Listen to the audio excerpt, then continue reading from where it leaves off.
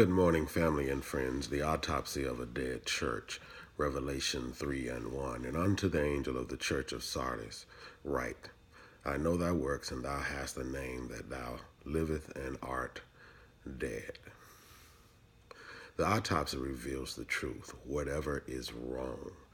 And often, more than often, our churches require an autopsy to determine what's causing them or us to die spiritually.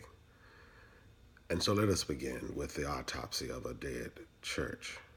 And we're going to deal this morning with just the first thing that the coroner, Jesus the Christ, found when he examined the church of Sardis. And when he examines our churches, and we find that they have died, or we have died spiritually. The first thing that the coroner detected was that they were spiritually anemic. They had low blood. The great majority of its members had come into contact with that fountain that was filled with blood from Emmanuel's veins. They had never plunged beneath that flood, and as a result, they had never lost their guilty stain. They had been baptized, they had been in the water, but only a few of them had been washed by the blood of the Lamb. It's more than just symbolic baptism. We have to be blood washed. When you're anemic, you don't have much energy. You're lazy, sluggish, and you go about the performance of your duties in a half-hearted and apathetic manner.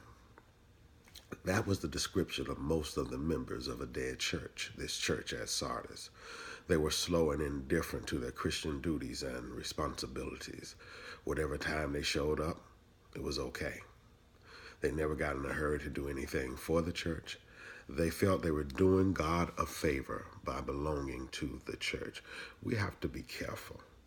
We're not doing God a favor by belonging to the church. God is doing us a favor by providing the church. The other problem with anemia is that it causes blackouts. If your blood count is low, you could pass out at any time. The poor members of the church of Sardis had this ailment.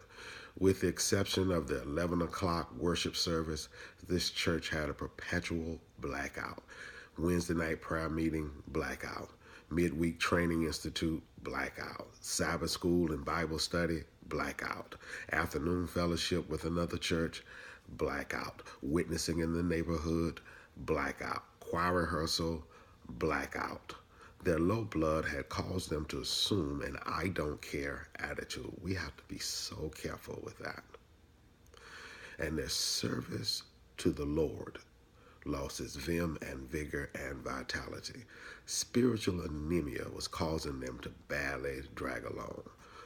But while their spiritual anemia was a great menace to their health and well-being, it's not fatal. It can be treated. We have to be careful, brothers and sisters, that we don't lapse into a spiritual anemia. We have to recognize that we need a transfusion from the blood of Jesus. What can wash away my sins? Nothing but the blood of Jesus. What can make me whole again? Nothing but the blood of Jesus. Oh, the blood that makes me white as snow. We have to be careful that we do not contract and walk around not realizing that we're spiritually dead because of our spiritual anemia. May God bless and keep you is our prayer. As always, should you have any questions, please feel free to inbox me.